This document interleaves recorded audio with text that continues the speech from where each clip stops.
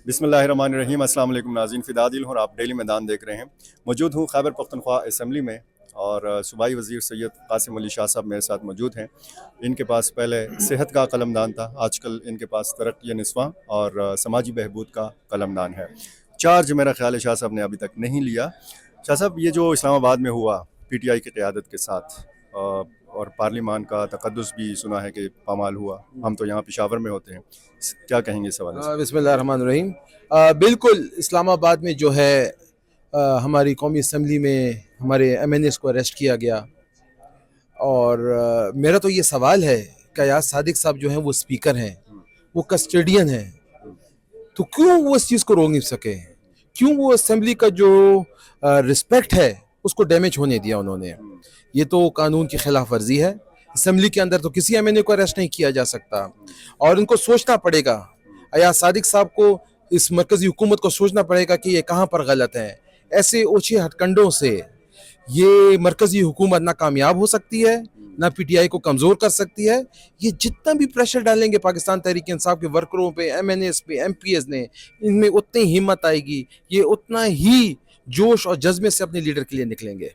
और मैं ये समझता हूँ कि कानून की बालादस्ती होनी चाहिए, कानून के दायरे में रहते हुए तमाम निज़ाम को चलना चाहिए। जहाँ कानून की बालादस्ती नहीं होगी, जहाँ कानून की हकमियत नहीं होगी, वहाँ पर ना मुल्क तरक्की करेगा, ना निज़ाम बेहतर होगा।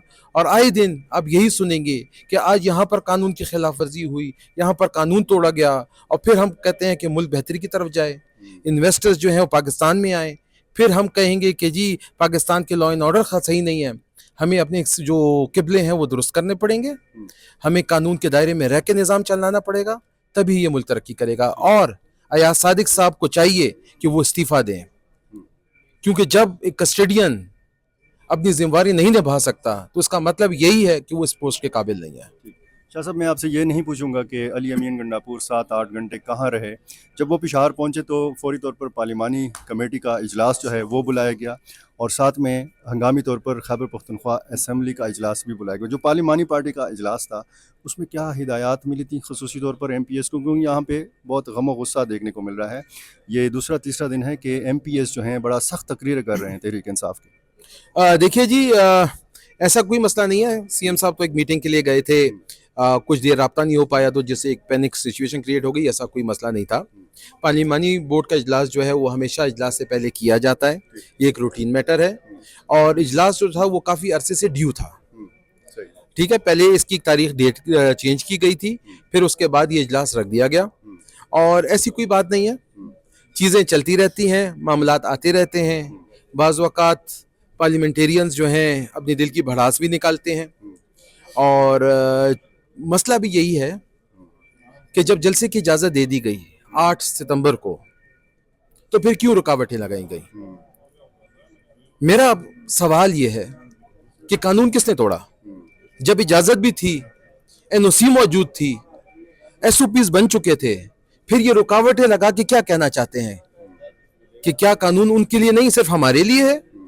क्या कानून पे सिर्फ पाकिस्तान तहरीक इंसाफ का वर्कर चलेगा? पाकिस्तान तहरीक इंसाफ का वर्कर हमेशा कानून पे चलेगा, लेकिन ये मरकजी हुकूमत, ये पंजाब की हुकूमत जब कानून तोड़ेगी तो उनके गिराबानों को पे कौन हाथ डालेगा? उनको कौन लगाम डालेगा कि कानून के दायरे में रह के ये काम करें?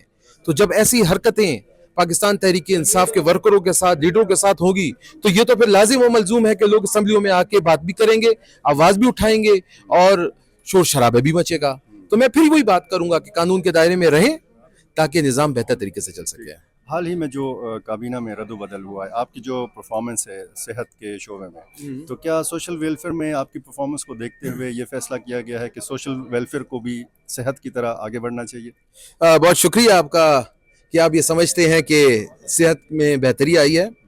और ये हमेशा याद रखें कि हम सब वर्कर हैं और पार्टी ने जिस वर्कर से जो काम लेना है और जो जिम्मेवारी देनी है, ये पार्टी की लीडरशिप का और पार्टी की जो कोर टीम है उसका काम होता है।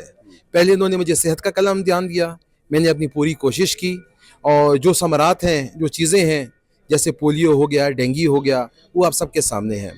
अब मुझे जो है सोशल वेलफेयर दिया गया है। ये वो महकमा है जो खान साहब के बहुत करीब है, जिसको खान साहब दिल से पसंद करते हैं। ये उन महकमों से एक महकमा है। मैं अपनी पूरी कोशिश करूँगा کہ اس محکمے کو بہت اچھی طریقے سے چلاؤں، اچھے طریقے سے اٹھاؤں، اور جو ہمارے معاشرے کا پسا ہوا جو طبقہ ہے، جو کمزور طبقہ ہے، جو معذور ہیں، جو ہماری بہنیں ہیں، ان کو وہ اس لیول کی فیسیلیٹیشن دوں جس کے وہ حقدار ہیں.